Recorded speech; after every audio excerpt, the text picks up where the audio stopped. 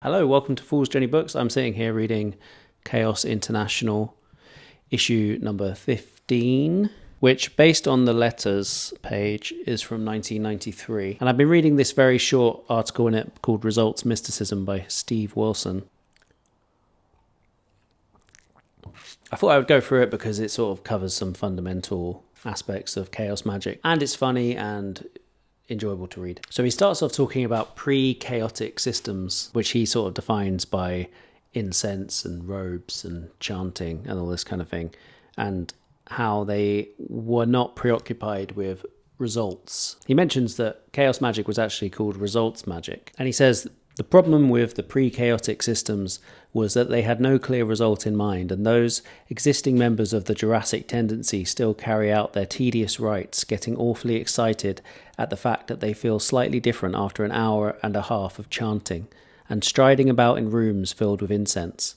Large numbers of them consider that contact with deities consists of closing your eyes, imagining the deities are talking to you, and then telling everyone that you are properly contacted, and that the hideous chaos magicians are tampering with forces they don't understand. Whereas, according to Wilson, Chaos Magick and chaos magicians are looking for results. And he brings up the goddess Hathor, who is associated with love and prosperity, derived from the milk that she gives to her young, and the association of cattle with wealth in most ancient cultures. And he says, in results mystical work, the ordinary personality is disintegrated by assaulting it from beneath. The part of you that is hungry for Hathor should not be the intellect, but the primal instincts for sex and wealth that are normally diverted into conventional thinking about chat-up lines and interview tactics. Successful blending with Hathor will produce good results in everyday life, improved finances and sex life, but much to the annoyance of those magicians addicted to pain and work ethics, the actual process itself is highly enjoyable. This is not an intellectual pursuit, it is a primal, fundamental pursuit. I'm reminded of the practical as opposed to theoretical magicians in Doctor Strange and Mr. Norrell. He says, as a primal need, this magical worship of the deity should be anything but gentle. You should howl, you should weep, you should scream, you should tear your clothes and your hair. And he says, let unrequited desire rip through the straitjacket of everyday normal behavior and expect results, demand things of the deity, and if nothing emerges, you should return, curse and berate, threaten them with abandonment. If a Lord thy God can be a jealous God, can he at least have the decency to shower presents on his lover? But it's not all bad for the deity. If the results are coming and if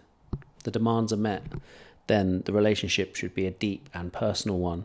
And he talks about establishing an altar for the deity somewhere separate from anything else in your home, somewhere special, and filling it with appropriate images and idols of the deity, luxurious cloth, incense, candles, offerings, everything you might expect. He uses the Sanskrit term puja to mean any act that links yourself to the deity and sort of underlines that relationship. As you pass the shrine, you should bow, you should light incense, and anytime you do anything that is relevant to the realms in which that deity sort of works, you should be whispering its name, you should be remembering the images and the iconography of the deity.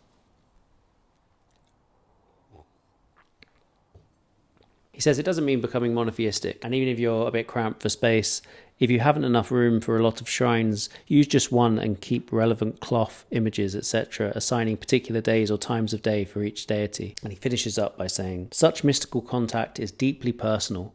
A good relationship with various deities is enormously rewarding on many levels. It will fill you with joy, zest, and laughter. But please, don't write me any poems about it. So that was Results Mysticism by Steve Wilson. Interesting little article, and there's loads more in this particular issue of Chaos International, which you can find on foolsjourneybooks.com. Thank you for watching. Goodbye.